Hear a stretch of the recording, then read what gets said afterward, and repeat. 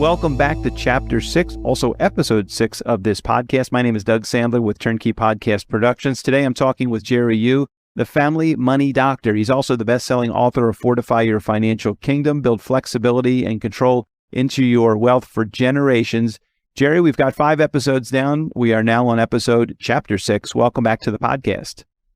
Well, hi, Doug. How you doing? I'm doing great. And today we're going to talk about one of those things, a life's great mystery called the 401k. What to do with your 401k? And so many of my friends who work for companies are kind of curious also. Like, look, they have these 401ks or they don't because they haven't started contributing. Can you share some wisdom as it relates to 401ks if someone is not familiar with what they are and how they work? We can start there. Oh, sure, Doug. I will kind of give you a little basic the structure of the 401k. Okay. So as we know, our parents or great-grandparents, when they retire, the company will give them pension so they can live off the company pension for the rest of their life, right? But then pension to be proven to be a very expenses for the big corporations.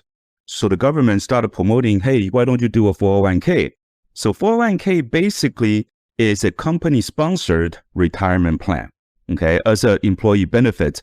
So as part of employee benefit, so company will also matching to your contribution. Basically, the company wanted to incentivize you so you can start your own retirement plan with this 401k plan.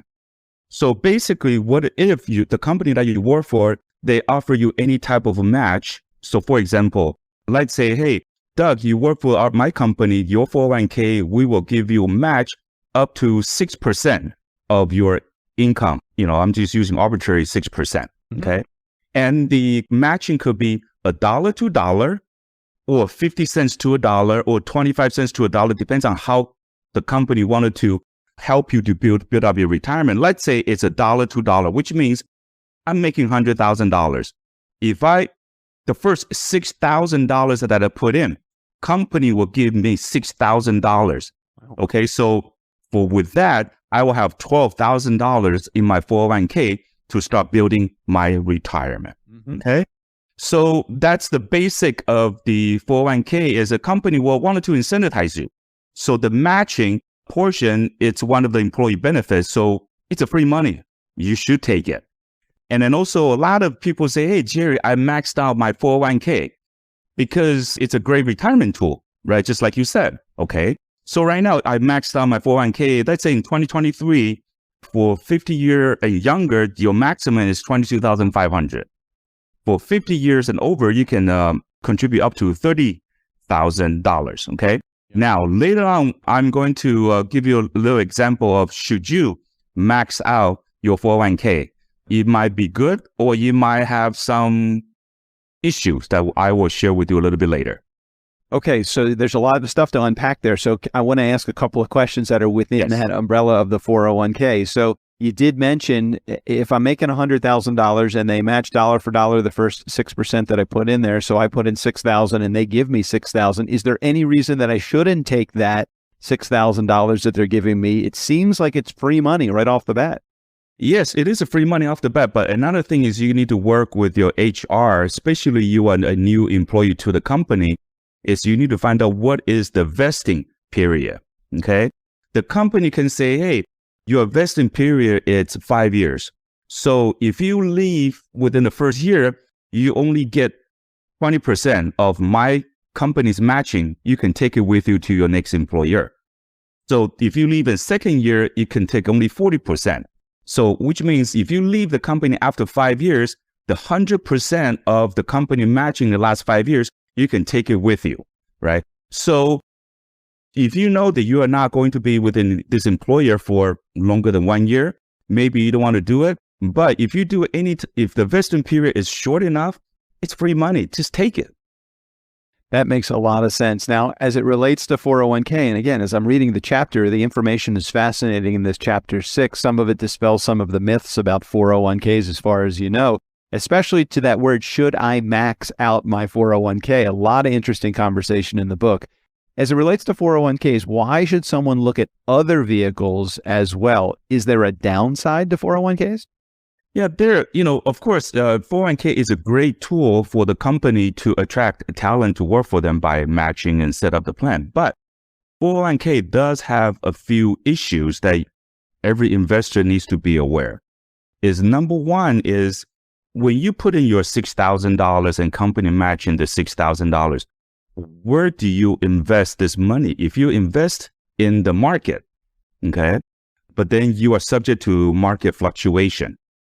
Back in 2008, during the financial crisis, one of the saddest joke that we always hear is, oh, I can't retire because my 401k become 201k because the market dropped 50%. I understand. Right? So the biggest risk depends on where you invest this money, you are subject to market fluctuation, right? And then number two this is for your retirement. So in theory, you cannot touch this money until age 59 and a half. And the third downside, I think, which is the most important and critical, is 401k. Yeah, it's great that when I put in $6,000, I can deduct the $6,000 from my income tax this year. And then the money is going to grow tax deferred. But then the biggest unknown is when I retire at age 62, 65, 67, doesn't matter. When I retire, when I start drawing income from this 401k plan, I'm subject to income tax at that time. So the biggest we talk about this in the earlier episodes, right? We don't know 30, 40, 50 years from now, what will be the federal and state income tax look like? So one of the big risks is, what if the government tax the income, it has a very, very high income tax? That means that Uncle Sam is going to share a huge chunk of your retirement pie with you. Are you okay with that? Lots to think about. Again, a very complex subject. It's not just as simple as, yeah, it's a no-brainer. You have to take advantage of the 401k. Maybe that's the case. Maybe it's not. Again, the best source of information on this particular case would be to reach out to Jerry and his team at Rain Financial. So here's what I want to ask you now. I want to understand this because I want to take a deeper dive with some people that are listening that are looking for alternatives to the 401k now that we've at least planted the seed that it might not be the 401k vehicle that we want to use. What are some of the alternatives that we can think about, Jerry? Okay, so for example, I will talk to my client, what do they do with their 401k? Do they put any money in? Do they take advantage of the matching, or do they max it out? So for the maxed out clients, I would say, well, why do you max out? He said, oh, I want to save as much as possible for my retirement. That's great. But then anything that you put in after the matching, for example, the company will match your first 6%, which is $6,000. And let's say you are 35 years old. You max it out at $22,500. Now, does it make sense for you to put in that extra $17,000 into the 401k and let it grow tax deferred but subject to future income tax? If income tax is a concern for the future, then maybe that $16,000, $17,000 we should put in somewhere else that can also grow tax deferred and also can use it as a retirement supplement, income tax free. And maybe the permanent life insurance is something that you need to look into, because we talked about this in the past, right? Life insurance, it's a Swiss Army knife. Nowadays, the newest version of life insurance are Swiss Army knife. So one of the tool is retirement tax-free retirement supplement. Maybe something that they need to look into it. Instead of maximize their 401k, maybe they just save it to the matching portion, and the balance they can allocate to something else. Might be a better solution. I love the idea of having this Swiss Army knife available to work, maximum benefits where the 401k might just be the tax-deferred dollars. Life insurance also has a death benefit too, and the tax-deferred status as well. And so many of those other products other than life insurance that you would advise, or is that the only one?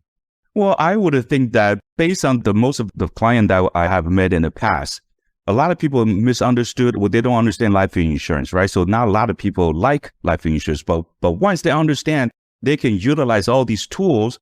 Actually, it's a really basic, it's like it's a one tool that can solve a lot of your future concerns. So I would think that life insurance should be the very, very basic foundation of family planning.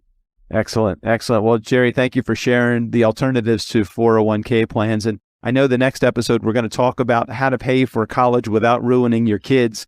This is just one of those hot topics that so many people that have kids that are approaching college age really need to think about before their kids get to college age. So thanks for sharing your wisdom about 401k. I'm excited to talk to you about Chapter 7, how to pay for college without ruining your kids. Thanks for being here. Hey, thanks, Doug. For more information and to get a copy of Jerry's book, Fortify Your Financial Kingdom, build flexibility and control into your wealth for generations, just head over to rainfinancialservices.us or check the link in the show notes. Again, thanks for tuning in.